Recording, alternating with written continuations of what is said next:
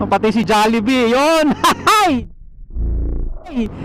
Si Jollibee, natumba si Jollibee. Ang tigas kasi ng ulo eh. Karatula ng Jollibee, nakausli yun. I mean, nakasakop niya yung daanan eh, yung karatula na yun ng Jollibee. Pagka malalaking sasakyan yun, mga ELF, ganyan, forward, kahit nga L300 eh, sasabit doon yun. Binos ko na yun eh, mga best friend. Kaso ang tigas ng ulo, hindi naman pinapansin. No, ayan, bagyo nang nag-alis. Problema, pagka nireconstruct yun, the same pa rin ang position niya.